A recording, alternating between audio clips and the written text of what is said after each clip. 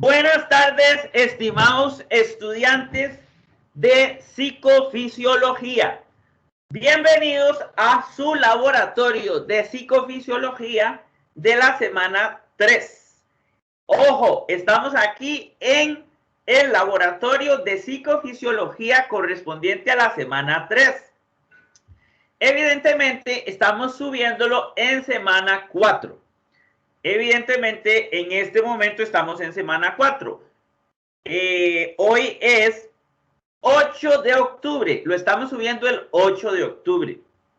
Sin embargo, como les habíamos avisado, el sábado anterior, el sábado correspondiente a esta clase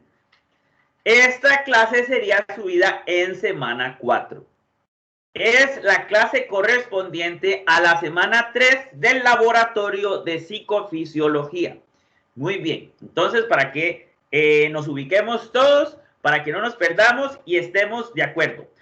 La clase de laboratorio de psicofisiología para semana 3 había quedado de hacerse de manera asincrónica.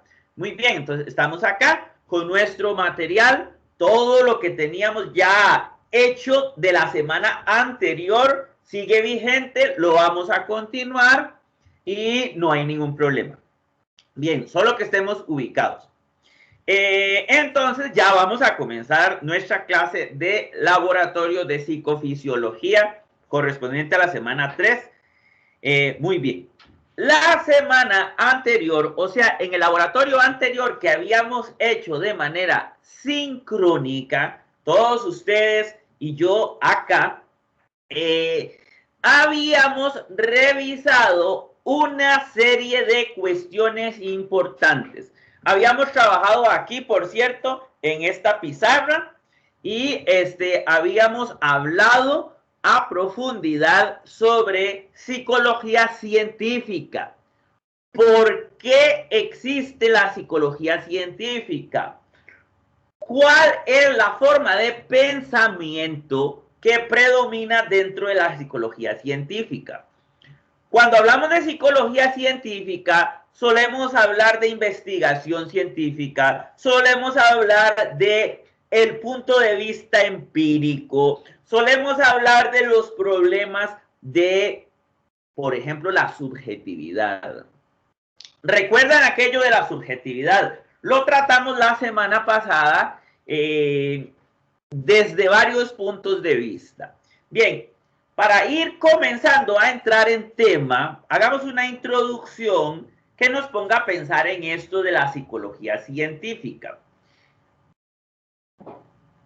Y del pensamiento empírico, perdón. Psicología científica, pensamiento empírico y todo esto en torno al problema que habíamos tratado y que acabamos de decir de lo subjetivo, la subjetividad. ¿Qué era el problema que tenía la subjetividad? ¿Qué problema nos daba a nosotros el trabajar con la subjetividad? De nuevo para que nos organicemos mentalmente, ¿verdad? De nuevo. Queremos entender todo este asunto de la psicología científica. Psicología científica. ¿Por qué viene toda esta ola nueva? ¿Por qué viene toda esta ola moderna de psicología científica? O también le llamamos psicología empírica. Empírica, ¿verdad? ¿Qué es esto? ¿Y por qué viene todo esto? Bueno. Para eso hay que entender un poco de lo que es subjetividad. O conviene que entendamos primero el problema de la subjetividad.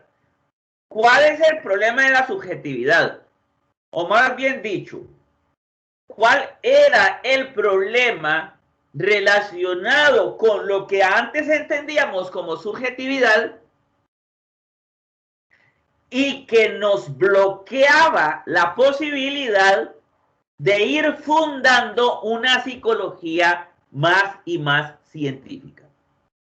No sé si ya captaron la pregunta. Si entendieron la pregunta, ustedes mismos van a ir llegando poco a poco a sus respuestas, pero es importante que las sepan montar.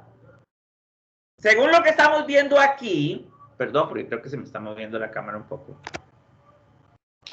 Según lo que estamos viendo aquí, antiguamente no era tan fácil para un pensador, no era tan fácil para un investigador el dar como una psicología científica. Y ojo cómo lo estamos diciendo. Antiguamente para un pensador, para un investigador, para un psicólogo, para un neurólogo, para un psiquiatra, no era tan fácil dar como una psicología científica. No era tan fácil dar con una psicología empírica. O sea, no era tan fácil dar con una psicología que se basara en datos obtenidos a través de los sentidos. Datos de lo que se ve, datos de lo que se oye. A eso nos referimos cuando hablamos de psicología científica. Ya ustedes hicieron la primera parte del experimento de conducta y tiempo de reacción, que tiene el propósito de hacerlos ahondar a ustedes en la naturaleza de la psicología científica. Y ya hemos hablado de esto durante la primera parte de la guía de experimentación. Ya hemos hablado bastante de esto. Entonces ya ustedes están conectando cabos con lo que estoy diciendo ahora. Ahora en ese momento, para introducirnos, estoy armando una pregunta, estoy construyendo una pregunta de una manera en que ustedes mismos puedan ir contestándola. Me devuelvo otra vez para seguir armando la pregunta. Según lo que ahora estudiamos, según lo que ahora podemos ver en los libros antiguos de psicología, según lo que nosotros mismos hemos estudiado sobre la historia de la psicología, no ha sido fácil ni para los psicólogos, ni para ningún tipo de profesional el montar un estudio de la psicología, o sea, un estudio de la mente, o sea, un estudio de la cognición, un estudio de las emociones, un estudio de la conducta, basado exclusivamente en datos empíricos, en datos de la observación, en observaciones rigurosas, mediciones rigurosas. Mucho menos iba a ser fácil imaginar qué tipo de herramientas, o sea, qué tipo de instrumentos, máquinas, protocolos iban a ser necesarios para crear semejante psicología de tipo empírico. No iba a ser fácil. Claro, ustedes ahora en estos laboratorios, psicofisiología, psiconeuro 1, psiconeuro 2, podrán tener la oportunidad de experimentar con una serie de protocolos. Tenemos muchísimos protocolos para que ustedes estudien de manera científica. Piensen en un protocolo como una receta. Una receta. Y ustedes van a aprender en el laboratorio a hacer recetas. Ustedes mismos van a hacer recetas. Pero eso no fue fácil. Descubrir la receta no fue fácil. No sé si han tenido la oportunidad de estudiar un poco cuán difícil pudo haber sido descubrir la receta para hacer pan. Claro, desde el momento en que el ser humano se encuentra con las espigas del trigo, hasta el momento en que el ser humano llega a la receta de cómo hacer pan, probablemente pasaron miles de años. Claro, ahora que nosotros sabemos la receta, no se ve algo del otro mundo. De hecho, ustedes pueden tomar barro y con un barro construir un horno hermoso, hacen fuego dentro del horno y listo. Con eso hacen pan. Pero cuando usted solo ha visto nada más el trigo, cuando usted solamente ha visto las espigas de trigo y eso es lo único que conoce, tal vez las ha arrancado, las saca, las muerde y dice, esto sabe rico. Para ustedes como ver el arroz o quizás el maíz, o sea, ¿qué en la espiga de trigo le puede indicar a usted que de esa espiga de trigo uno puede ir hasta el pan? Nada en la espiga de trigo, nada en la espiga de trigo le va a decir a usted, yo me puedo convertir en pan si usted sigue estos pasos. Vean cómo hago la mano. De nuevo. Pasos, pasos. Toda receta se basa en pasos. Y una clave para que ustedes entiendan cómo ser psicólogos científicos es que no se les olvide esta expresión que estoy haciendo acá en la cámara. Vean, hasta pongo las manos así, calculando que estén arriba de la cámara, lo más alto posible de la imagen. Y voy haciendo mi seña que indique pasos. Esa es la clave. Ojo, la clave para poder pasar de una psicología más intuitiva, de una psicología menos analítica o de una psicología más de la experiencia del psicólogo, que es muy valiosa, por supuesto, para pasar a una psicología de los datos, una psicología analítica en sentido empírico. Ojo que hemos estado haciendo y rehaciendo la pregunta. Ahí vamos otra vez, ahí va el reto. Porque es que en eso están ustedes ahora. El experimento que están haciendo ahora no es solamente para que pongan a la gente a atrapar cosas y que si fallan ustedes regañan a la gente. No, no, no, no. No se trata de eso. No se trata de eso. El experimento que ustedes están haciendo no es para que regañen a la gente. No es para que usted, es más, este es su primer experimento en este tipo de cursos. Entonces, tampoco es para que les salga absolutamente perfecto, aunque yo siempre les pido que traten de hacer las cosas muy bien.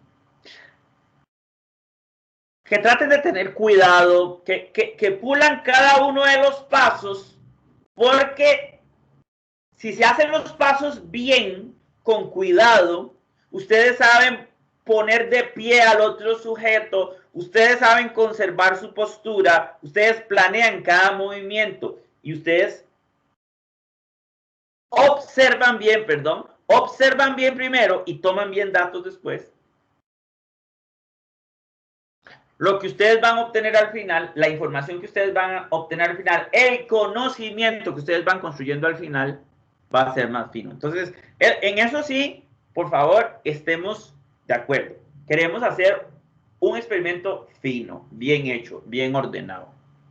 Yo espero ver esas matrices y esas tablas brillando de la fineza. Todo completo. Y recuerden, las preguntas también, las matrices llenas y las preguntas completas. Todo bien hecho. Que tengan todos sus datos de cada una de las alturas, cada una de las desviaciones estándar, que son otra cosa, ¿verdad? Una cosa es desviación y otra cosa es desviación estándar. Y que tengan los tiempos de reacción calculado. Y también, ojo, la desviación estándar del tiempo también. No saquen solamente la desviación estándar de la altura, porque si siguen todo el cuadro y hacen todo como se deben, van a estar trabajando solamente con alturas. Cuidado con eso, ¿verdad? Cuidado. Porque ustedes tienen que pensar, ¿y yo cómo hago para sacar la desviación estándar de la altura? ¿Cómo saca usted? Perdón, la de la altura no, la del tiempo. La de la altura ustedes la sacaron ahí a pie, haciendo todo el cuadro, todos los cálculos, elevando los cuadrados, taca, taca, taca, taca, después aplicando la fórmula de la desviación estándar, pero le salió la desviación estándar de la altura. Perdón. Y ustedes ya ahí, con la desviación estándar de la altura ahí escrita, se quedan pensando, ¿y yo cómo hago para sacar la desviación estándar del tiempo? Vayan y asegúrense de que tengan eso. Ok, pero aquí sigamos completando nuestra pregunta, porque nosotros estamos concentrados ahora en una pregunta. Vean que los estoy conectando con su experimento, los estoy conectando con la historia de la psicología, los estoy conectando con la psicología clásica, los estoy conectando con una serie de elementos, es para que piensen. Pero ahora estamos haciendo este cierre introductorio para que ustedes se concentren en una cosa fundamental. La dificultad que representó históricamente el tratar de siquiera imaginar una psicología científica. El siquiera imaginar una psicología científica no es fácil. Imaginar una psicología científica no es fácil. Así como no es fácil quedarse viendo una espiga de trigo e imaginar el pan. ¿Me comprenden? Ojalá que anoten esto y lo reflexionen. Usted se queda viendo una espiga de trigo y no es fácil que a partir de ahí diga, saldrá pan, puedo hacer un bollo, así. No va a salir. Retomen por favor mentalmente. No sé si se dan cuenta que estoy utilizando un poco el método socrático para hacerlos pensar, para hacerlos sacar a ustedes sus propias conclusiones. Pero la pregunta es muy fácil. Lo que estamos trabajando en este primer ratito es la pregunta de ¿por qué tan difícil? ¿Por qué ha sido tan difícil el siquiera imaginar una psicología científica? ¿Por qué ha resultado tan extremadamente anti-intuitivo, complejo, duro de meter en la cabeza? Eso de que la psicología también puede ser científica. ¿Por qué? Bueno, ustedes ya estarán pensando que la semana pasada dejamos algunas pistas. La semana pasada dejamos algunas pistas de por qué ha costado tanto montar una psicología empírica. Vean cómo yo cambio los términos. A veces digo científica, a veces digo empírica. Esto lo estoy haciendo a propósito porque quiero que ustedes ya desde el primer curso, desde este primer curso que es más básico, ya comiencen a jugar con estos términos. Que se apropien, que sean de ustedes, que les salgan de manera natural.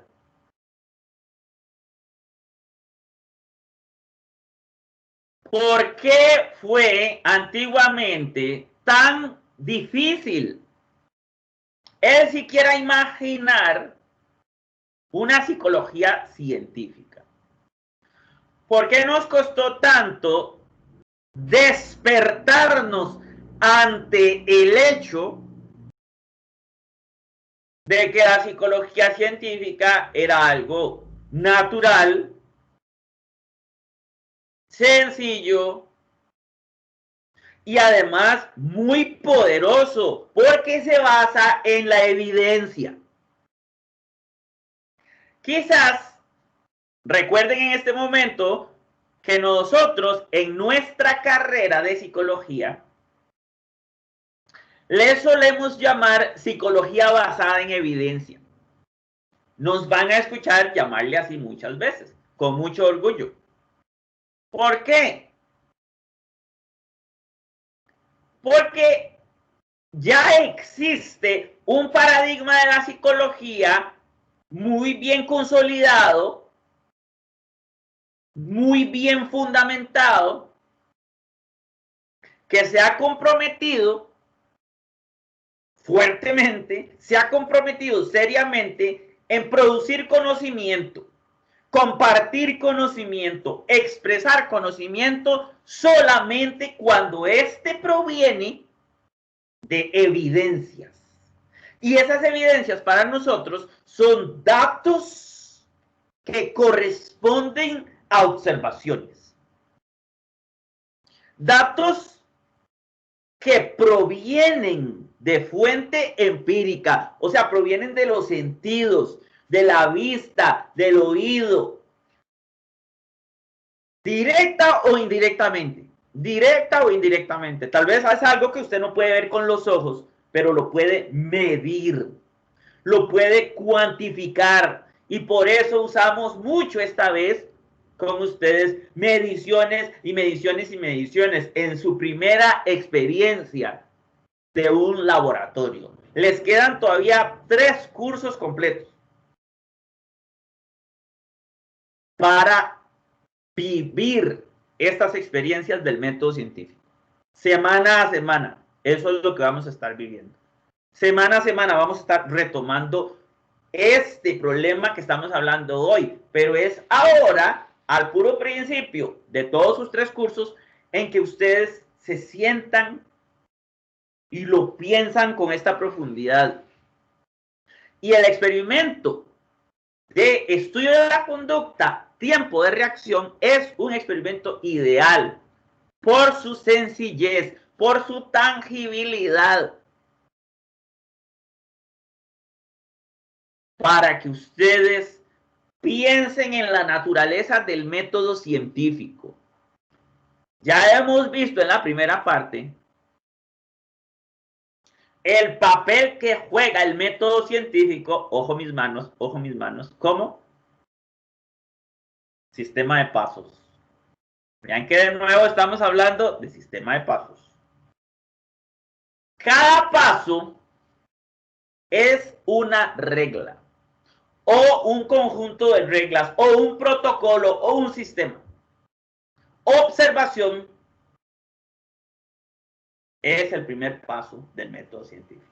Y siempre les digo a ustedes que en ciencias exactas es el gran requisito para que se le pueda llamar científico a un proceso. Un conocimiento que no provenga de algunas observaciones en la ciencia exacta normalmente no se le llama ciencia. Si no proviene de algunas observaciones, no se le llama ciencia.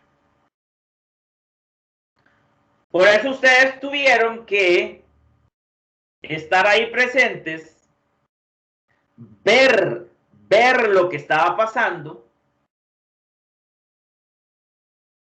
Ustedes tuvieron a un sujeto al frente de ustedes, un sujeto que tenía que utilizar sus procesos cognitivos básicos y procesos cognitivos superiores para mantener fijada la atención sobre un estímulo.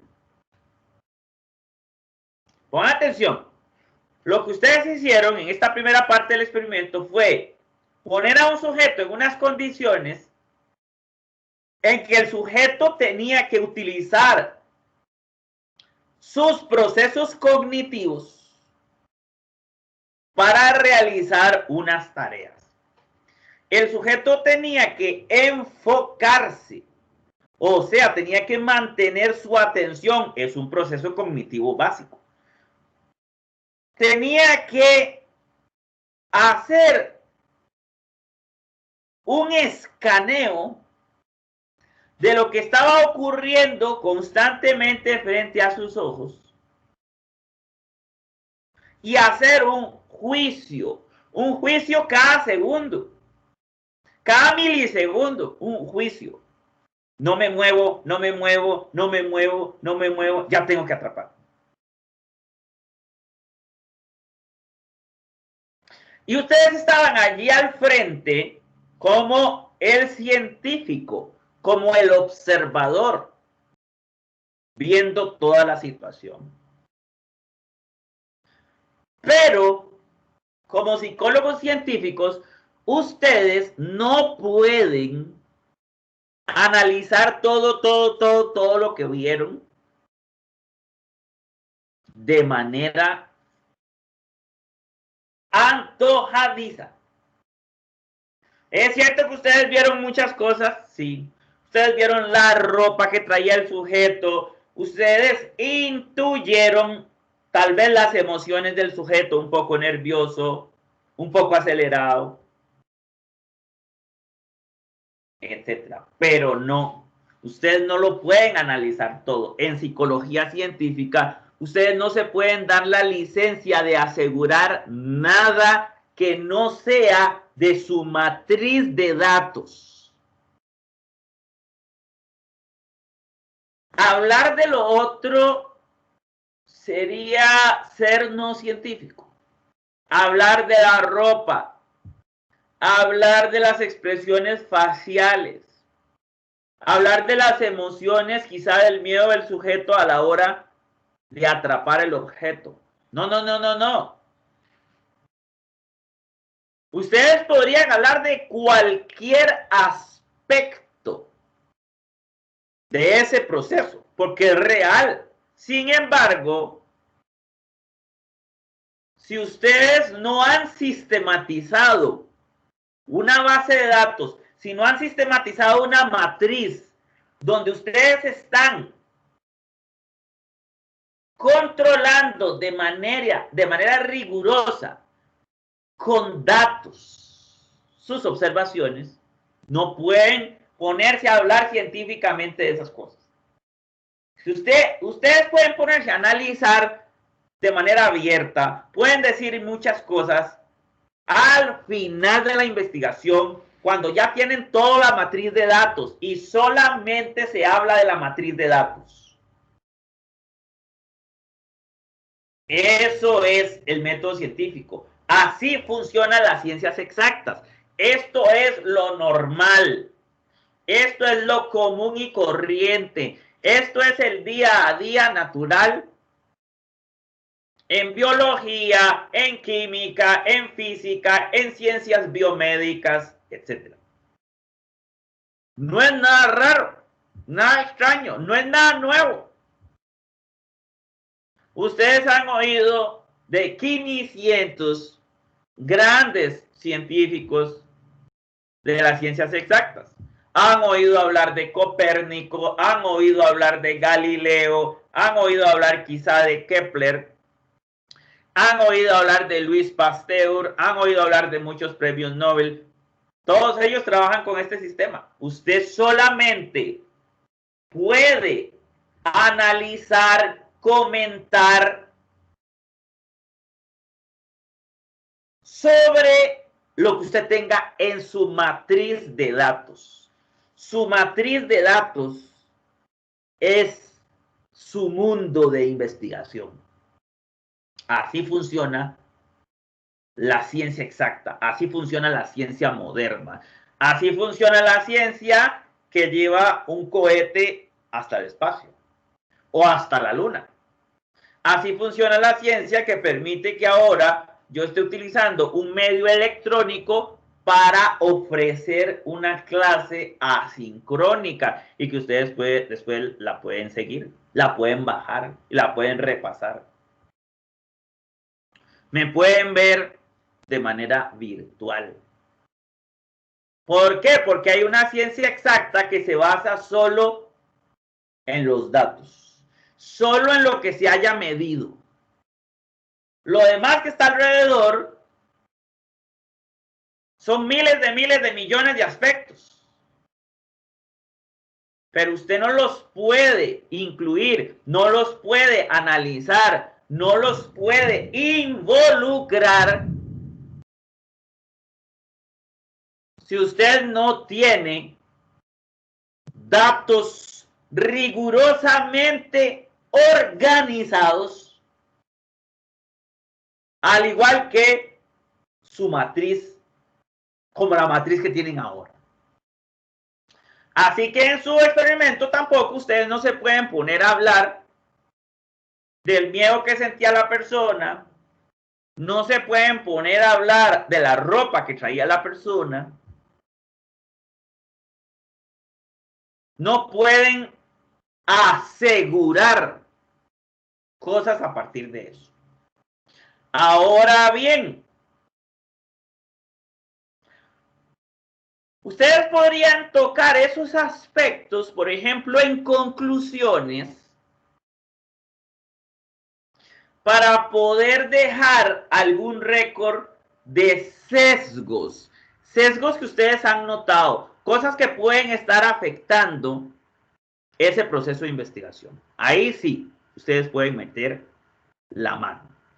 Pero ustedes no están asegurando nada. O sea, ahí ustedes no están reportando nada. Cuidado, aseguran cosas. No aseguren nada de lo que vieron. No aseguren nada de lo que vieron. La ciencia duda de todo lo que vio el investigador, todo lo que percibió el investigador. El investigador tal vez está seguro, tal vez cree que vio ovnis invadiendo la Tierra, extraterrestres que ya llegaban y tomaban posesión del planeta, y el científico estaba seguro, lo vio. No. La ciencia no funciona de acuerdo a la experiencia sensorial del investigador. No. Ya les dije, la ciencia solo puede decir cosas con un poco de seguridad. Mejor utilizar la palabra probabilidad, con un poco de probabilidad, solamente acerca de lo que está dentro de la matriz. Vean, esto va a costar, y me van a oír decirlo muchas veces, en todo este curso y en los próximos cursos, porque los próximos cursos tienen mucho de experimentación, tienen muchos experimentos, y ustedes van a tener que llegar a inventar sus propios protocolos, diseñar sus propios protocolos, inventar sus propias investigaciones. Entonces me van a oír mucho hablar de esto. Porque van a tener una tentación muy grande, pero muy grande, a salirse de esta regla.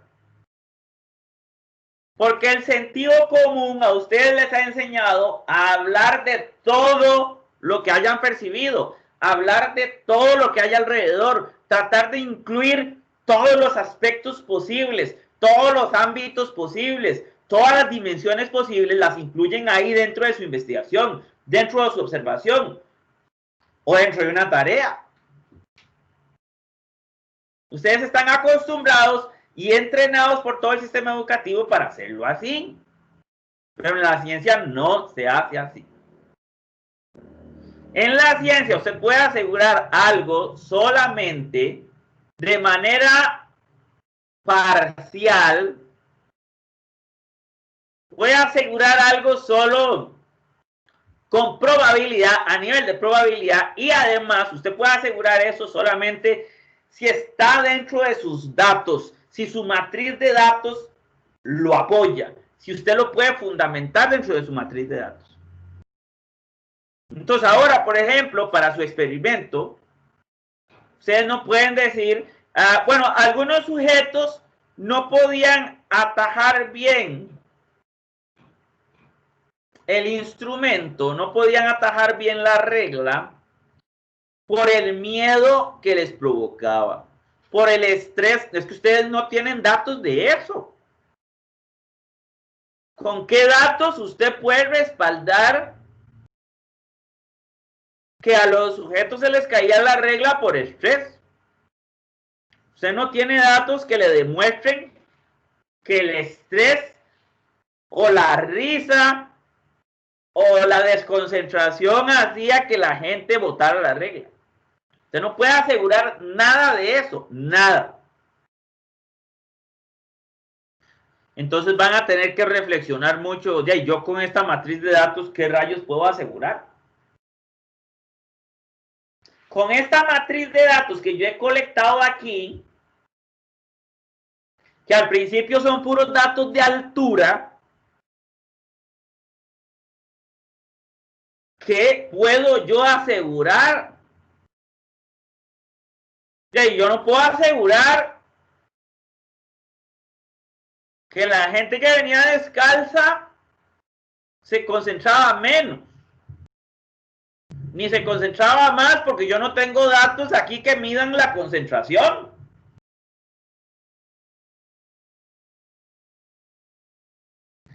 Yo no puedo asegurar tampoco que alguna gente tenía miedo por ser un experimento de psicología. Bueno, los experimentos de psicología sabemos que a veces le dan miedo a la gente. Por ser un experimento de psicología, bueno, a alguna gente le daba miedo y eso hacía que se pusieran nerviosos y no atajaran bien. Yo no puedo asegurar nada de eso, ya no puedo asegurar nada, porque ya no estoy en psicología clásica. En psicología clásica, el ojo y el juicio del investigador están empoderados técnica y políticamente para que el investigador pueda decidir y diagnosticar. El sujeto que yo vi estaba muy nervioso y esos nervios provocaron que no pudiera atajar la regla.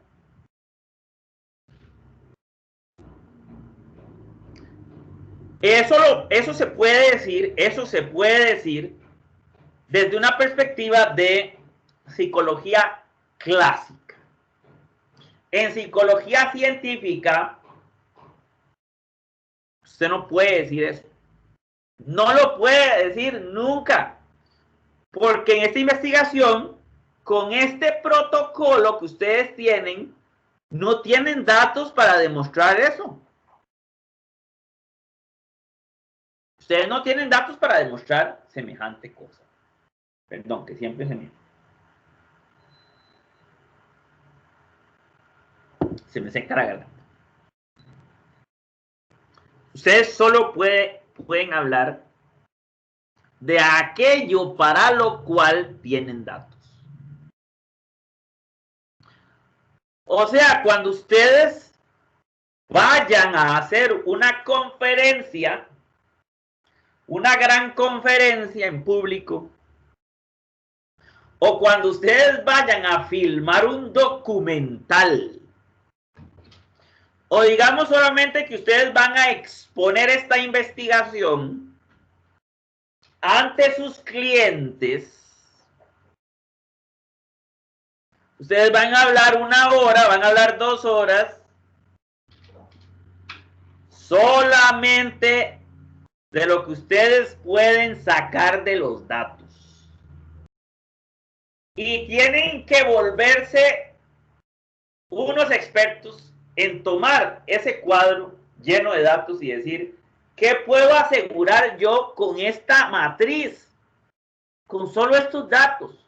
Un montón de alturas, después como unas desviaciones, y qué puedo asegurarle yo al mundo con eso.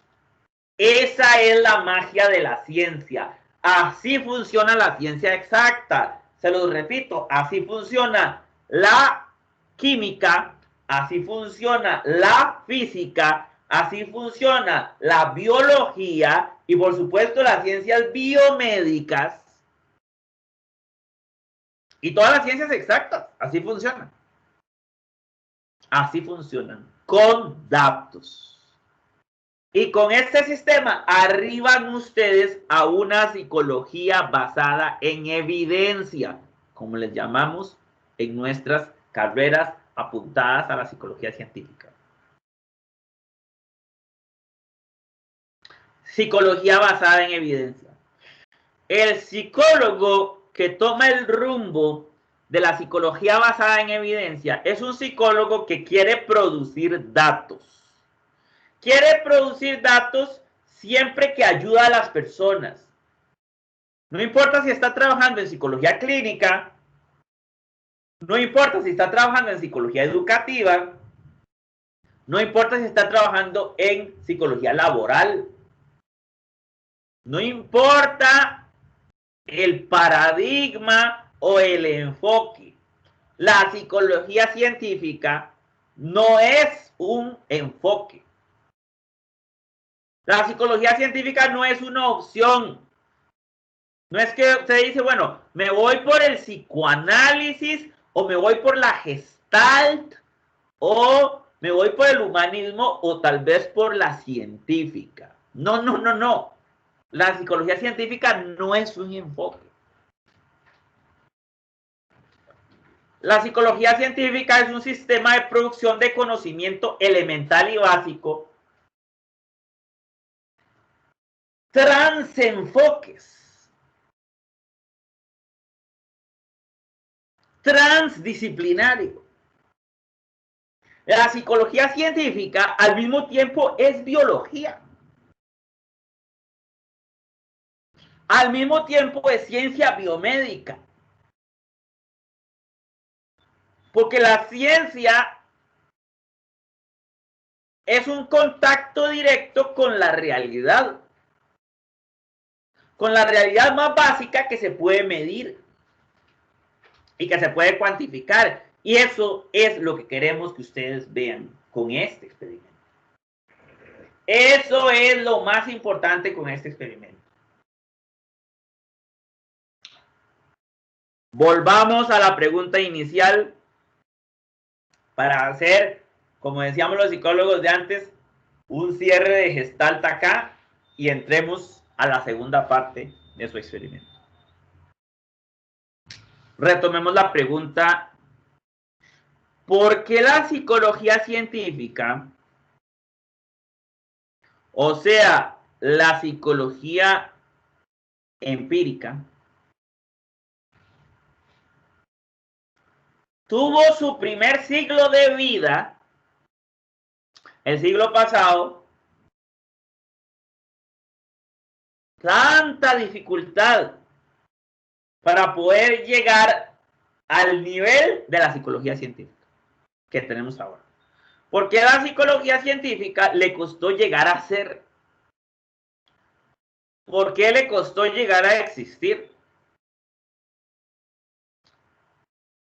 Como dijimos al principio, por el problema de la subjetividad. Por el problema de la subjetividad.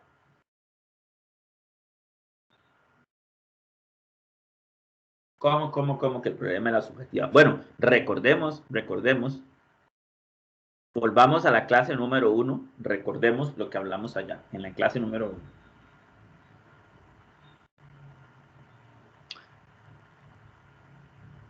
¿De qué estamos hablando cuando hablamos del problema de la subjetividad? ¿A qué nos referimos? Hace 100 años comenzamos nosotros a intuir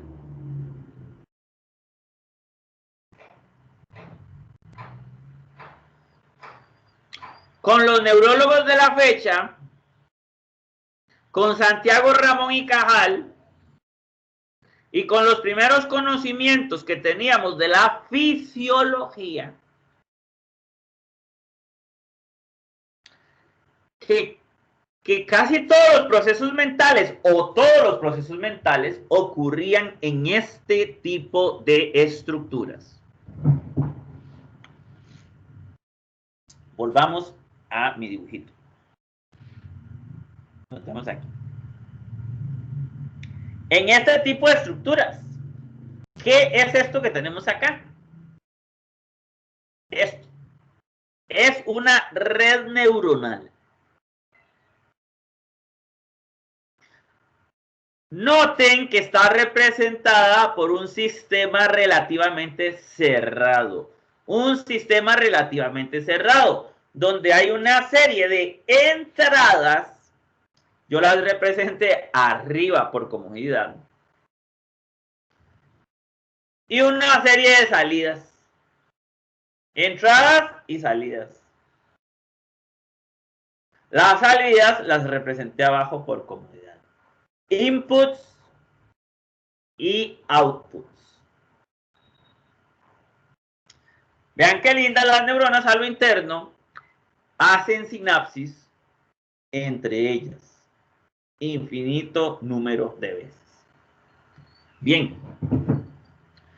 De alguna manera, nosotros sabíamos hace 100 años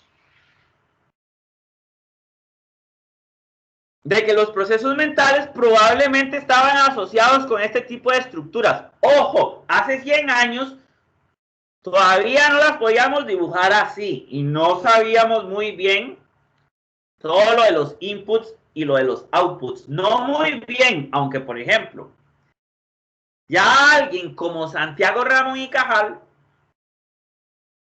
ya estaba totalmente o casi totalmente en este nivel.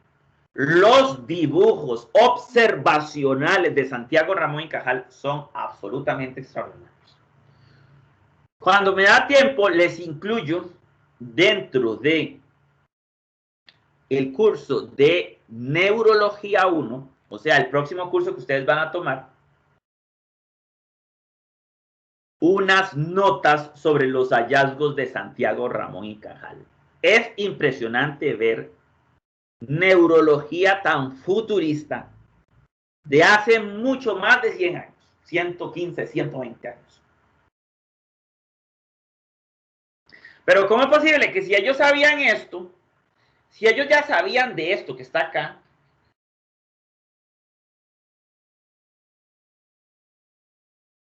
no naciera ya la psicología científica hace 100 y pico de años? Entonces en este momento estaríamos ya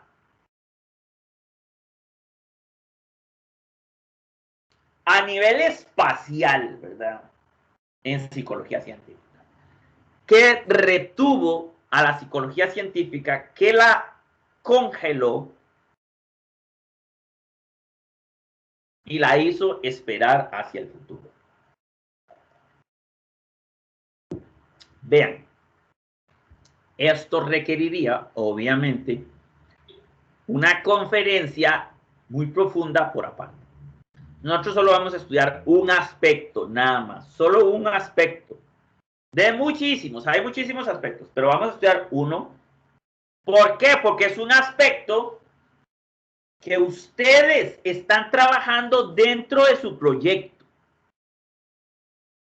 Aquí lo que estamos haciendo es utilizando su proyecto para aprender sobre la psicología científica y sobre la ciencia empírica. ¿Verdad? Aquí estamos utilizando su propio proyecto.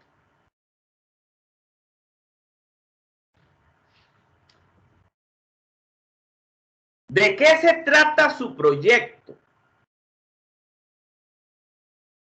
Piénsenlo, piénsenlo. Vean qué proyecto más sencillo. Su primer paso, su primer experimento científico es algo súper sencillo. Y yo diseñé este proyecto basado en experiencias en ingeniería y experiencias en física, pero este experimento es 100% psiconeurológico. Y es un experimento tan sencillo. Veamos esta primera condición. Usted pone de pie a un sujeto frente a usted, usted es el investigador,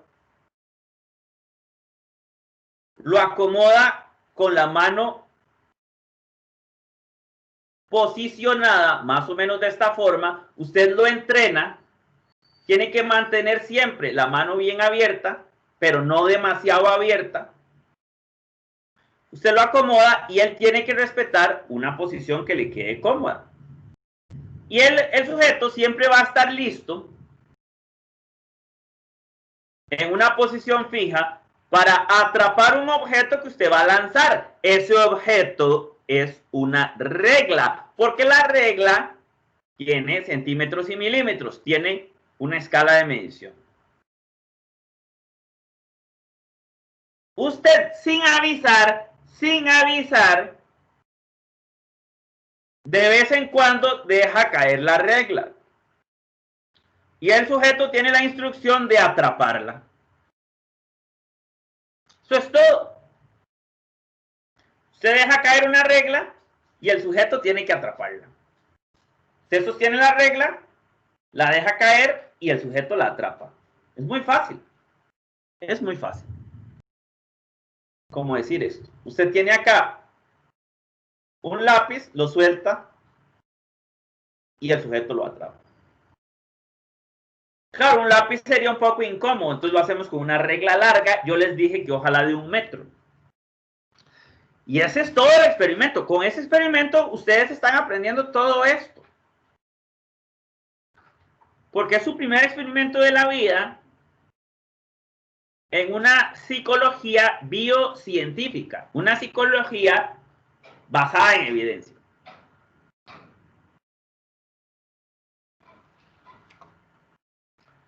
Y de veras este experimento nos sirve a nosotros para descubrir, para palpar cómo funciona la ciencia en general y particularmente cómo funciona la psicología científica. Sí, sí. Este experimento ha sido diseñado exclusivamente para eso. Exclusivamente para eso. Y este experimento de veras va a responderme la pregunta que venimos trayendo desde el principio de esta clase. Esa pregunta de la subjetividad. Esa pregunta de ¿por qué ha sido tan difícil para la psicología subir al nivel de la psicología científica? Al nivel de la psicología basada en evidencia, basada en datos. Y hago así en este cuadrito porque esa es la forma en que nosotros solemos mostrar los datos, que es en tablas. Ustedes las hacen como tablas de Excel. A veces yo los pongo a que las hagan en SPSS, a veces los pongo a que las hagan en R, a veces los pongo a que las hagan en PSPP o en varios tipos de software. Hay mucho software para estadística. Pero generalmente es más cómodo trabajar con tablas, con un montón de columnas, y ustedes a algunas columnas les llaman variables.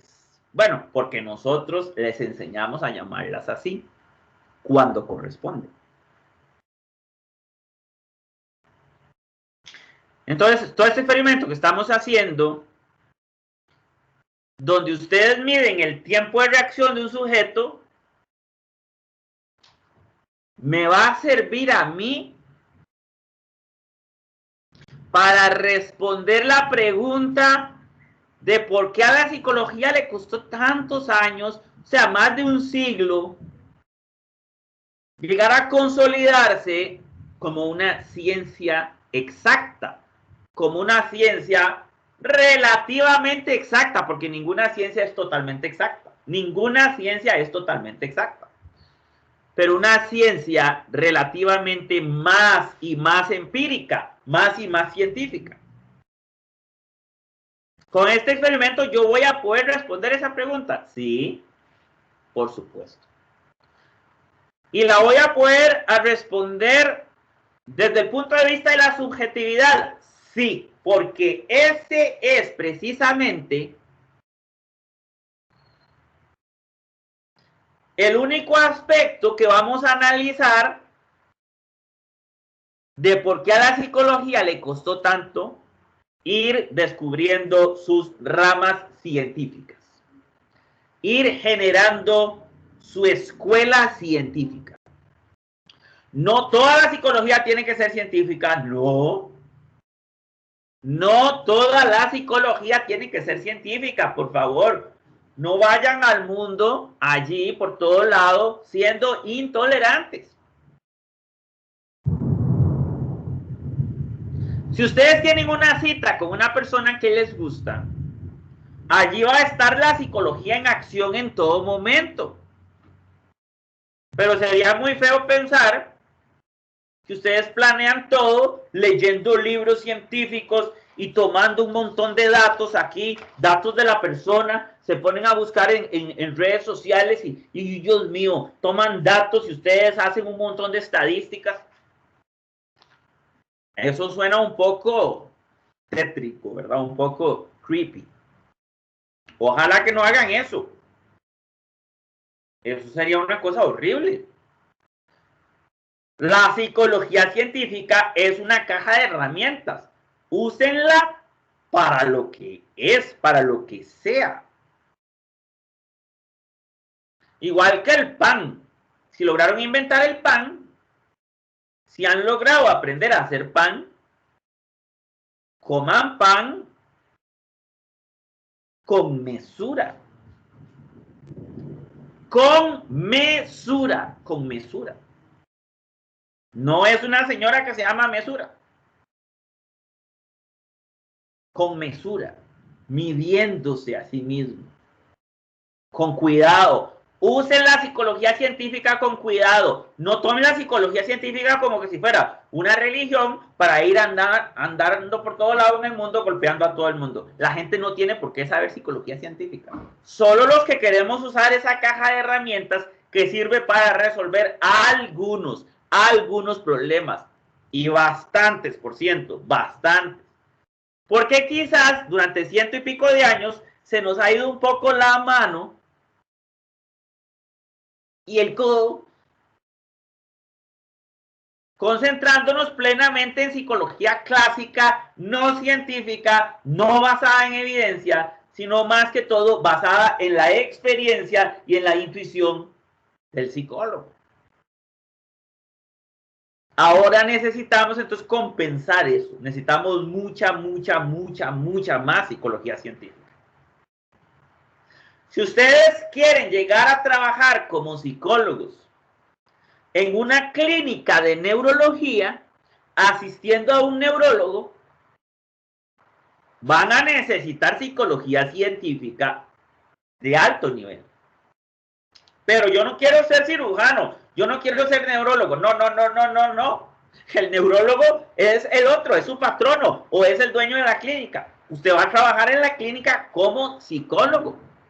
Usted se preocupa de las emociones de las personas. Usted se preocupa del lenguaje de las personas. Usted se preocupa de la forma de vivir, de las conductas, de los procesos mentales. Usted se ocupa de la parte psicológica, porque usted es el psicólogo.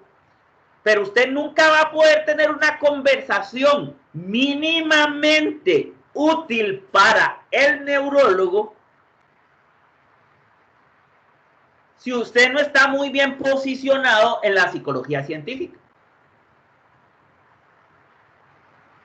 Ah, no, yo no quiero, yo no voy a trabajar para un médico porque no es lo mío.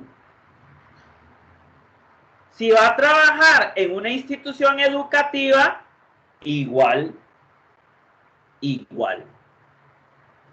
Quizá incluso más. Ahora uno ve mucho la estadística basada en observación dentro de las instituciones educativas. El día que le toque ir ante un tribunal, vieran lo que es. El día que les toque ir a un tribunal como psicólogo,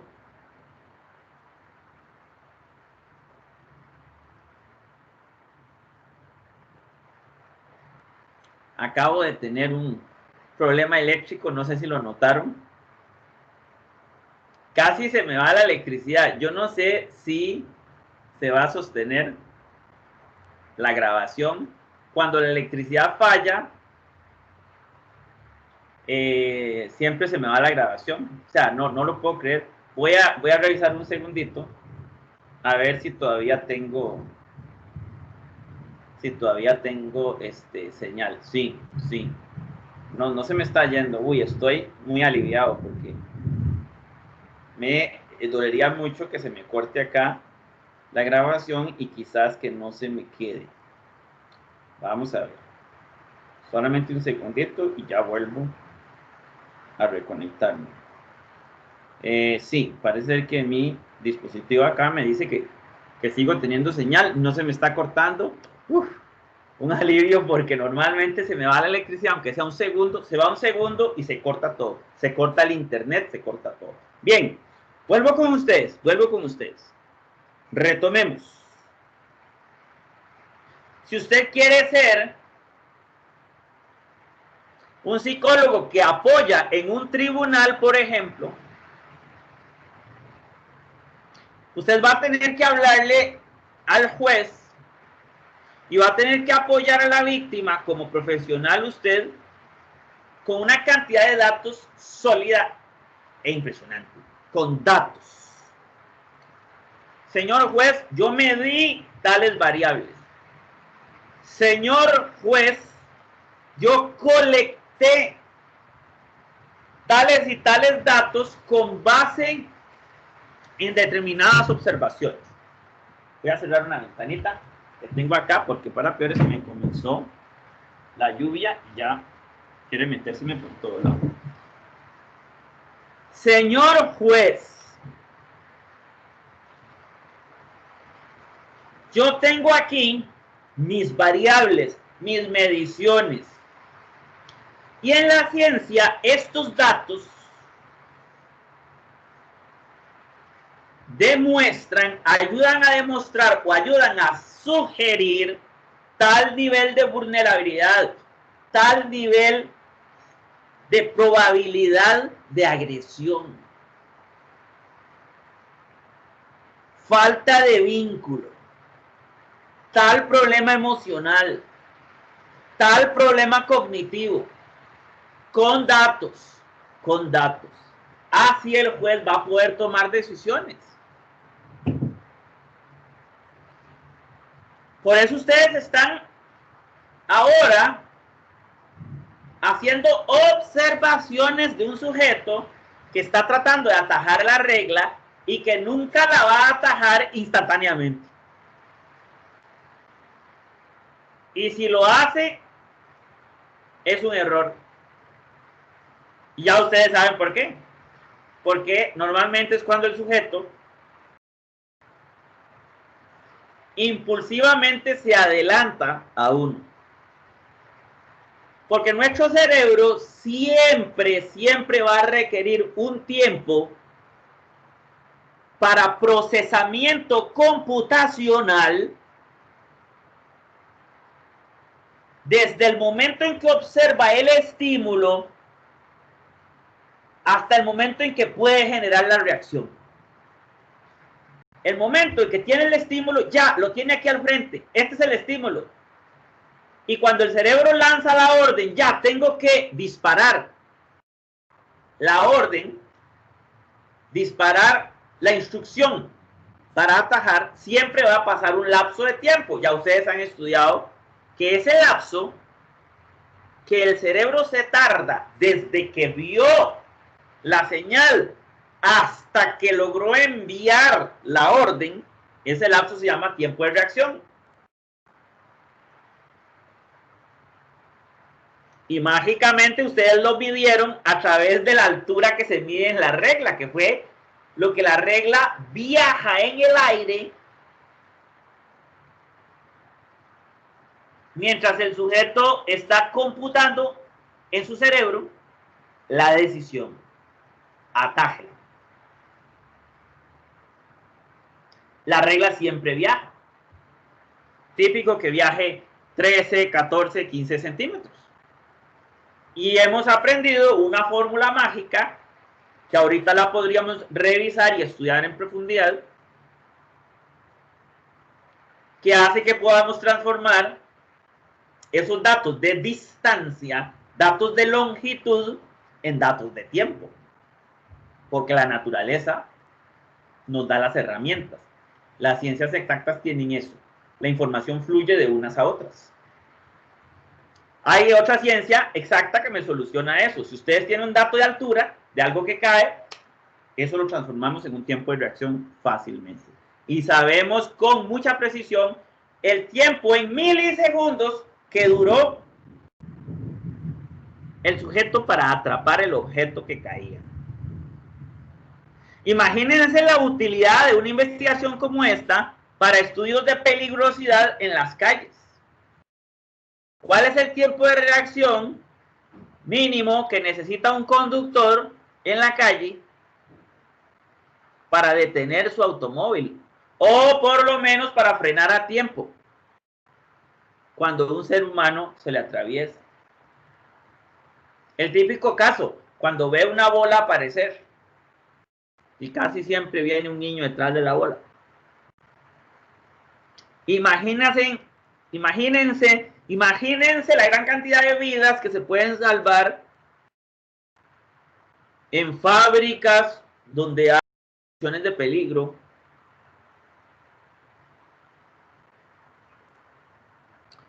en aviones, en todos los puestos donde el tiempo de reacción represente un peligro para la vida. Ustedes les toca pensar eso. Bien, vamos haciendo ya entonces el cierre. La subjetividad. La subjetividad, de alguna manera, mal entendida quizás, fue la que evitó que los seres humanos en el siglo pasado no pudiéramos armar ese rompecabezas y tener clarito que la psicología también puede basarse en observación empírica. La subjetividad mal entendida, la subjetividad quizás un poco mal razonada. Habíamos entendido mal la subjetividad. Y ojo que no he explicado cómo, por supuesto. Hemos venido recorriendo todo lo que ustedes han estudiado, todo el experimento y una serie de reflexiones. Y hemos venido, en general, describiendo cómo funciona toda la ciencia exacta en general.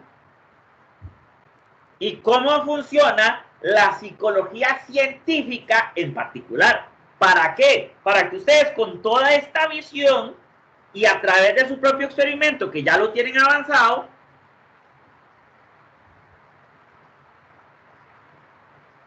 puedan decirme a mí, claro, ya entendí, es por esto y esto y esto, que nosotros los psicólogos durante más de un siglo no logramos armar el rompecabezas. Armar ese rompecabezas. Entonces no habíamos visto la gran imagen, el big picture, como dicen. No habíamos logrado ver con claridad, de manera tangible, que la psicología puede ser científica. Y ese rasgo, o esa razón única que dije, que es la única que vamos a tratar hoy, pero que hay muchas razones. Hay muchas razones por las cuales la psicología no se volvió científica hace 100 y pico de años. Hoy vamos a ver una. Una que está basada en uno de los objetivos claves de este experimento.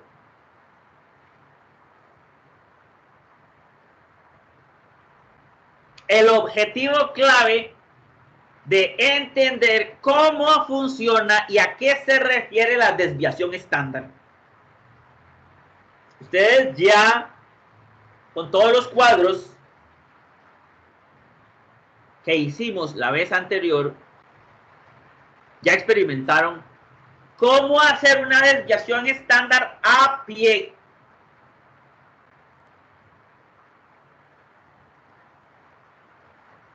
Siguieron paso a paso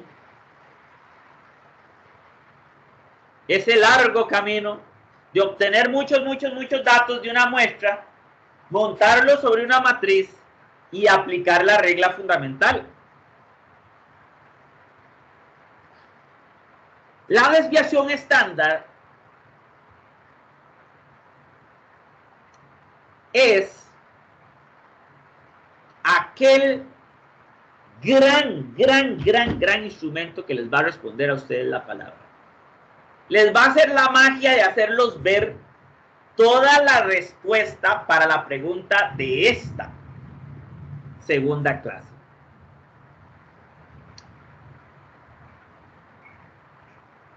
La respuesta que tiene que ver con la subjetividad, ¿verdad? Porque había sido la subjetividad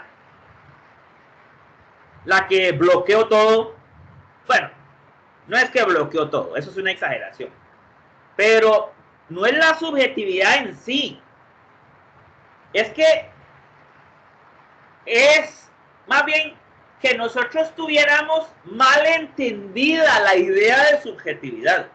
Cuidado, no vayan a pensar que, es la subjetividad de los científicos. Los científicos eran subjetivos y no explicaron bien la ciencia. No entendieron bien la psicología científica porque eran subjetivos. No, yo nunca dije eso, yo no he dicho eso. Entonces, si voy a decir eso, hubiera hecho en 5 minutos al principio, no necesitamos hacer una reflexión tan profunda y tomar en cuenta todo su experimento, la historia de la ciencia y traer hasta Newton y Copérnico. No. Cuidado. Necesito que se enfoquen bien sobre este asunto del problema de la subjetividad. ¿Y por qué la desviación estándar viene a representar una de las soluciones para ese único problema que vamos a tocar aquí? La desviación estándar es, matemáticamente hablando, la raíz cuadrada del promedio de los cuadrados de las desviaciones de un sistema matricial o de una variable al medir un aspecto, un fenómeno particular. En este caso fueron alturas y después tiempos. La raíz cuadrada de un promedio, el promedio de los cuadrados de las desviaciones. Bien, ya ustedes aplicaron toda esa magia matemática, hicieron las matrices, tomaron los datos y sacaron sus desviaciones. Y ya tenemos una hora de hacer una reflexión profunda de cómo funciona la ciencia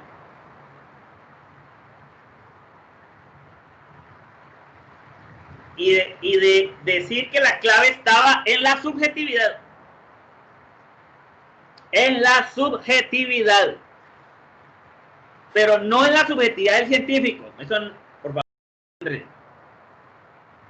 En la manera en que los seres humanos habíamos entendido la subjetividad antiguamente. La manera clásica, la manera antigua en que habíamos entendido la subjetividad. Y que ahora esa manera clásica se cae, como cuando se cae el internet. Se cae, no se sostiene.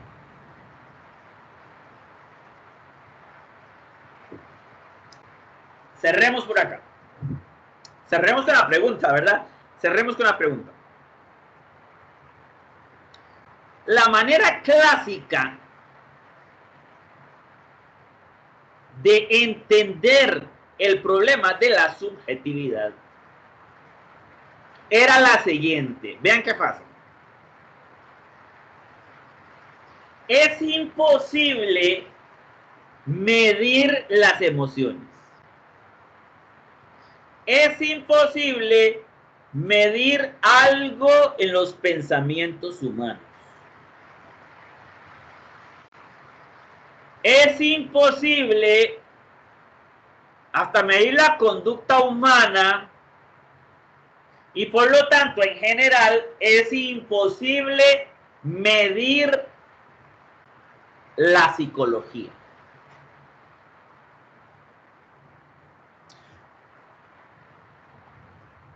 Ya ven hacia dónde voy. Ya ven a qué me refiero con el problema de la subjetividad. El problema de la subjetividad era, repito, un problema más o menos universal, global, bueno, más que todo en Occidente, ¿verdad? Y Occidente ha tendido a liderar la revolución científica, que eso es otro problemita. Nosotros somos los que vamos dictando vamos dictando la pauta de hacia dónde va la ciencia. Y nosotros los occidentales, los que inventamos las ciencias exactas o las ciencias empíricas, caímos en ese mal detallito, caímos en ese error de razonamiento, en ese malentendido de la subjetividad. No, la psicología es subjetividad. Las emociones son subjetividad. Los pensamientos son subjetividad. Los procesos cognitivos y todo lo que ocurra allí dentro de la caja negra no se puede medir. Eso no se puede medir. No se puede ver, no es tangible. Eso no tiene medida, eso no tiene peso. Yo no puedo utilizar un instrumento, no hay nada que medir allí. Porque nosotros históricamente creíamos que toda la actividad mental y toda la actividad de nuestras emociones en realidad no era actividad fisiológica. Nosotros creíamos tradicionalmente que los procesos mentales o hasta las mismas conductas, las emociones, que esos no correspondían a procesos fisiológicos, que una cosa era la biología y otra cosa era la psicología. Una cosa son los aspectos biológicos y otra cosa son los aspectos psicológicos. Y así todavía se aprende en muchas escuelas clásicas de la psicología, pero dentro de las ciencias exactas eso no tiene ningún sentido.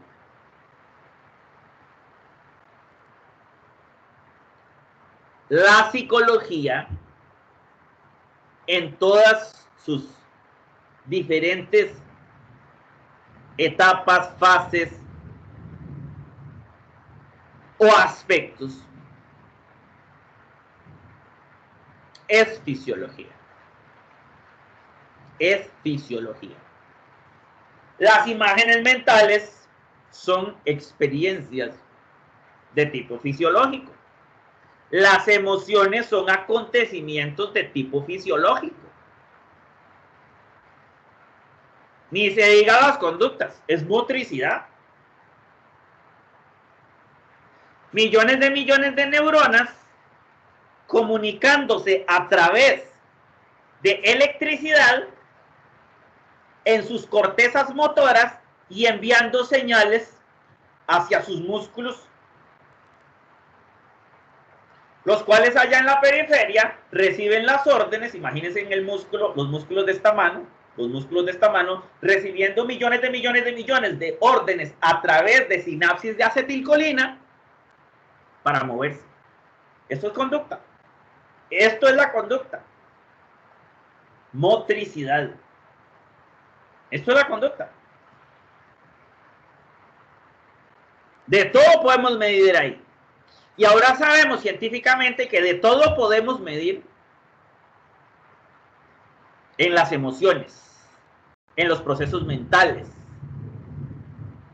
en procesos cognitivos. De todo podemos medir en psicología. Pero antes se creía que no es posible. Antes se creía que eso no es posible. Antiguamente el psicólogo no se entrenaba como ustedes que ustedes están utilizando en nuestros laboratorios de todo tipo de equipo biomédico. Conmigo van a tener que hacer experimentación del comportamiento eléctrico de la piel y la relación con procesos cognitivos, con emociones, con toma de decisiones. Vamos a tener que estudiar electrónica de las sinapsis neuromusculares. Electrónica, ustedes van a aprender a poner electrodos sobre los músculos y ver cómo estos reciben órdenes en forma de potenciales de acción de parte del sistema nervioso. Y a partir de eso ustedes van a entender una biomecánica y una bioelectrónica de la conducta. Lo van a hacer. No es al final de los 3 cursos, no, en el próximo curso tienen que hacerlo. Conmigo lo tienen que hacer. Ni les menciono lo que podemos hacer en el laboratorio con medición cardiológica. Ni les menciono lo que podemos hacer con mediciones de la resistencia galvánica de la piel. Ni les menciono lo que podemos hacer con electroencefalografía, con todo lo que tenemos en laboratorio. De todo se puede medir ahora en psicología, pero antes no lo sabíamos. Antes no lo sabíamos porque teníamos mal entendido el problema de la subjetividad. Teníamos mal entendido el concepto, la idea de subjetividad.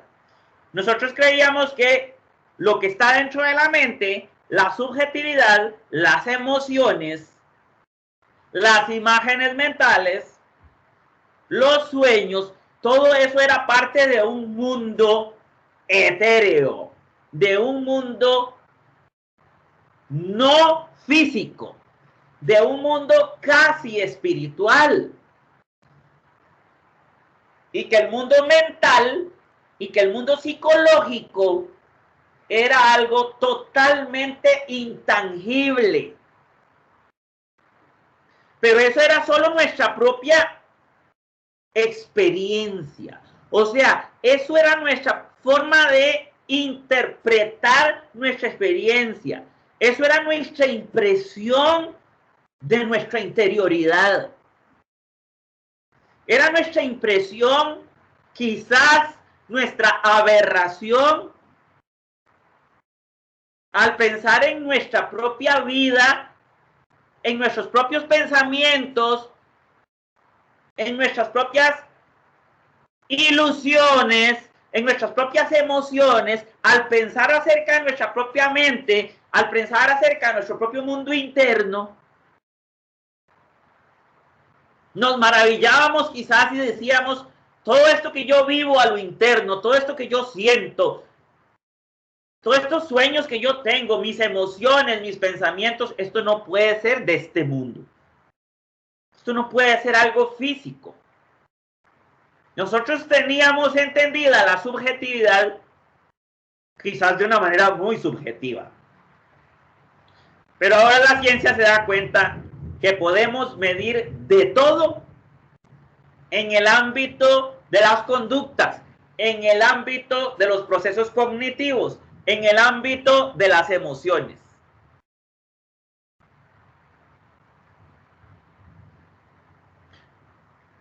Por último, alguien de ustedes va a decir, pero ¿cómo es posible? Si una persona tiene una emoción, por ejemplo, si una persona tiene una emoción particular, una emoción acerca de las manzanas, le encantan las manzanas, le alegran las manzanas, pero no siempre es igual. Usted le trae manzanas hoy y tiene alguna alegría. le trae mañana, le trae pasado mañana, no siempre va a ser exactamente igual la reacción. O sea, los seres humanos somos altamente volátiles. O, para ser más preciso, la expresión de nuestras emociones, la expresión de nuestras conductas es altamente volátil.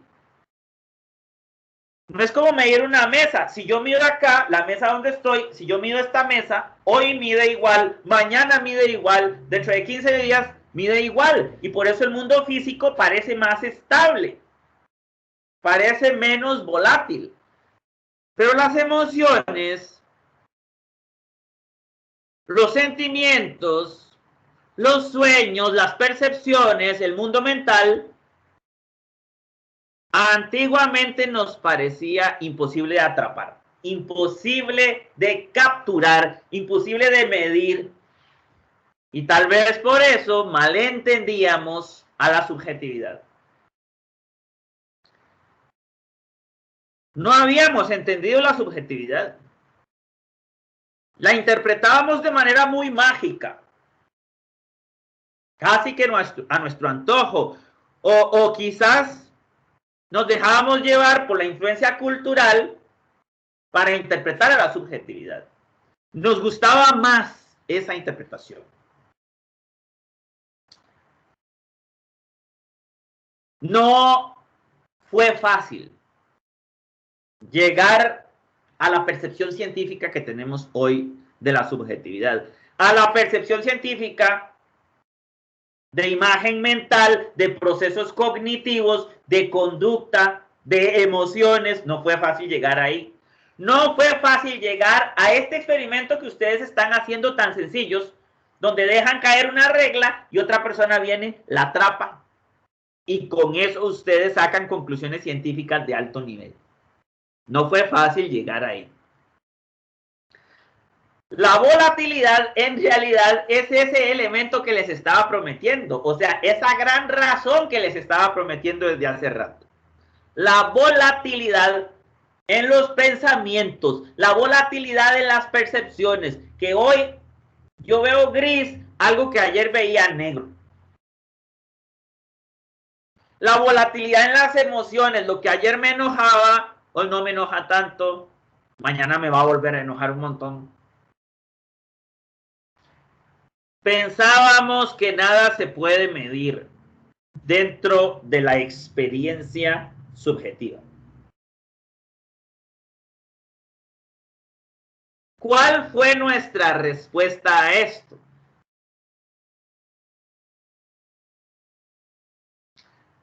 La raíz cuadrada del promedio de los cuadrados de las desviaciones de una medición. La desviación estándar. Aquí estoy exagerando, obviamente. No es solo la desviación estándar. Son miles de tipos de formas de medir las cosas. Muchas formas, pero muchas que tenemos en matemática y en estadística y en otros métodos para medir. Muchas formas de medir. Porque lo que estaba mal era la forma de medir. Con base en nuestra idea un poco subjetiva de la subjetividad. Eso era lo que andaba mal, nuestra forma de medir y nuestra forma de entender la subjetividad. Eso era lo que estaba mal.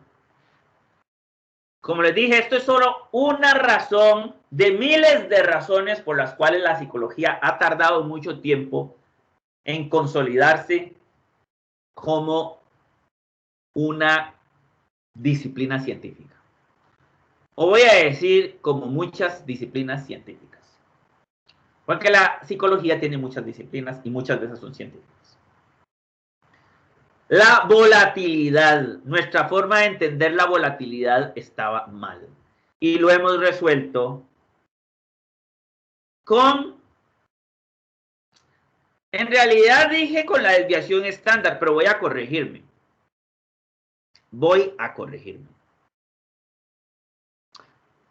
Lo hemos resuelto entendiendo mediciones como el promedio. Lo hemos resuelto entendiendo mediciones como la media, la mediana y, por supuesto, la desviación estándar. Y algunos otros análisis de variabilidad, como los que les enseño en Estadística 2. Estas mediciones nos han hecho superar el problema. Nos han ayudado a superar el problema. El problema de no haber entendido la subjetividad bien. Porque igual que toda la ciencia, ojo, igual que todo el resto de la ciencia, ¿qué es lo que hacemos con todas estas mediciones? Como el promedio, como la media, como la mediana, como la desviación estándar. ¿Qué es lo que estamos haciendo? Estamos descubriendo algún tipo de ciencia de cohetes, como dicen los gringos. Rocket science. No, esto no es rocket science. Es muy fundamental. Toda la ciencia tiene que ser sencilla, básica. Rocket science, no es rocket science. Esto es algo muy sencillo. Lo que estamos haciendo con todo esto de sacar promedios, de sacar la mediana, de sacar la desviación estándar y demás, es en realidad únicamente lo que los seres humanos hacemos desde niños, lo mismo que todos hacemos para familiarizarnos con una situación o familiarizarnos con una persona. Cuando ustedes están conociendo una persona nueva, digamos a alguien que a ustedes les interese mucho, una persona que a ustedes les interese mucho. El ejemplo más interesante es una potencial pareja. A usted le gusta mucho esa pareja. Y parece que el interés es recíproco. Muy bien, vamos bien. Pero al principio usted no conoce las reacciones de esa persona.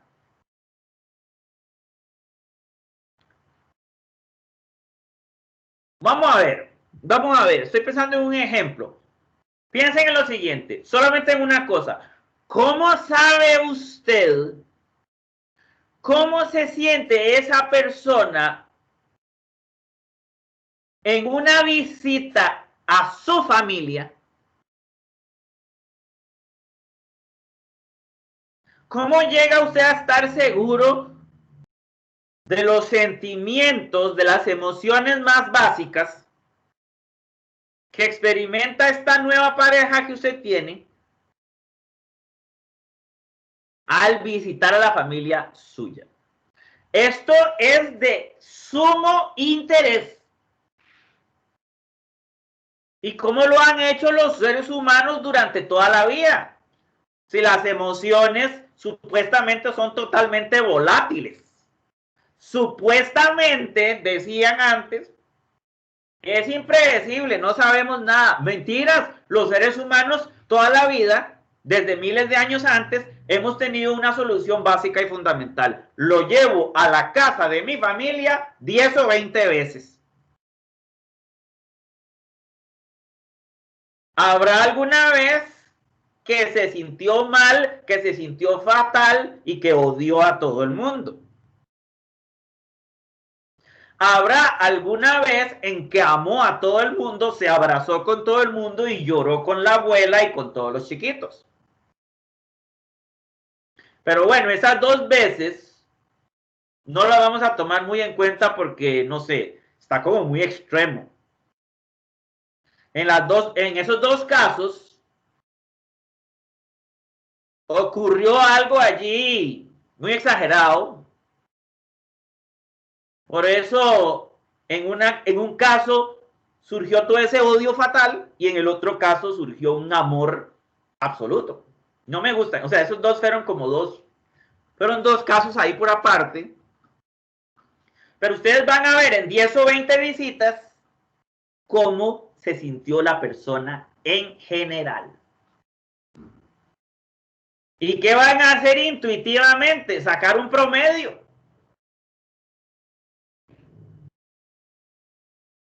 Un promedio es como un punto más o menos, como un punto medio, algo así. Así lo entiende nuestra mente, así lo experimentamos nosotros, como un punto medio. Y ya ustedes saben.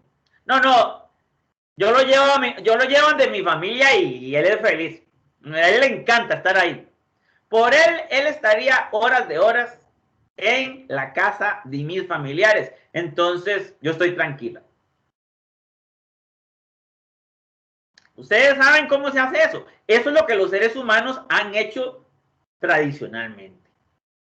Pues eso mismo es lo que ha implementado la ciencia a través de las matrices, o sea, a través de los datos que nosotros usamos. Como no existe una medición exacta, yo hago decenas o centenas o millares de mediciones de la misma variable y después saco un promedio. Y ya con eso me doy una buena idea. Pero algunas mediciones puede ser que sean altísimas y otras súper bajas. Entonces, los que son demasiado extremas arriba y demasiado extremas abajo, ya hemos aprendido en el curso de estadística. Las botamos. A eso los llamamos outliers.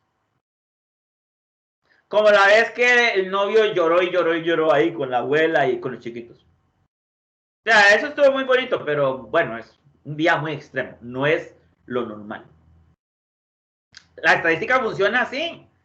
Entonces, lo que hemos hecho es aplicar el sentido común, aplicarle el sentido común